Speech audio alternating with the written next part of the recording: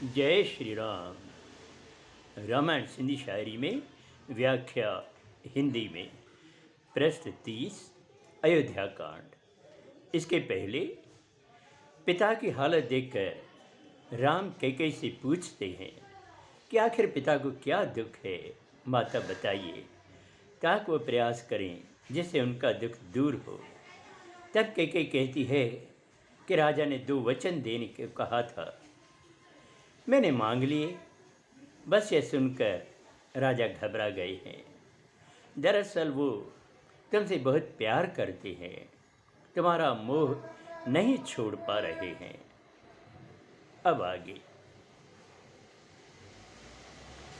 Put जी हुबहित कौल हुते, संकट फाथुरा, राम सबब जानन लगो, निर्मल आहि सुभाय।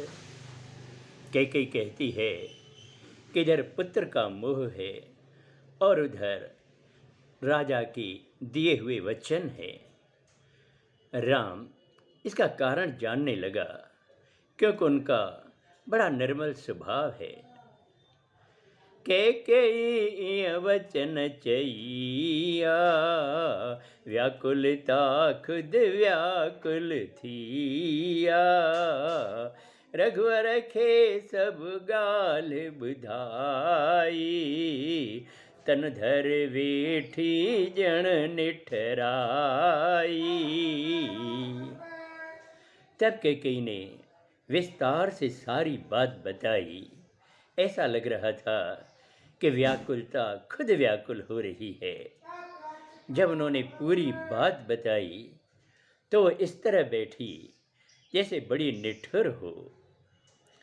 राम चयो सो पुत्र वड भागी, मात पिता जे प्रण अनुरागी, तिन जोई सुख जो पुत्र चाहे, जग में जननी अणलभ आहे।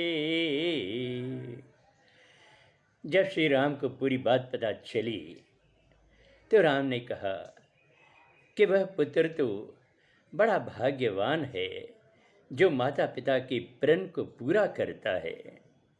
ऐसा पुत्र जो माता पिता के सुख को चाहे, ऐसा जग में बड़ा मुश्किल से मिलता है।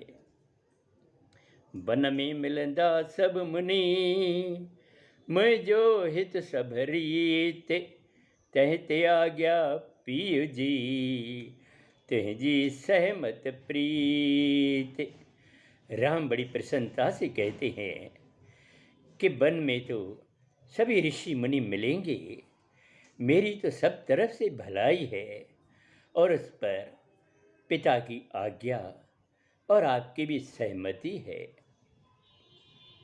भाव भरत जे तिलक लगाए, दाता मह जो भाग जगाए, जिन वञा बन शुभ कम अहेड़े, गणप भूक में अगमु जहेड़े।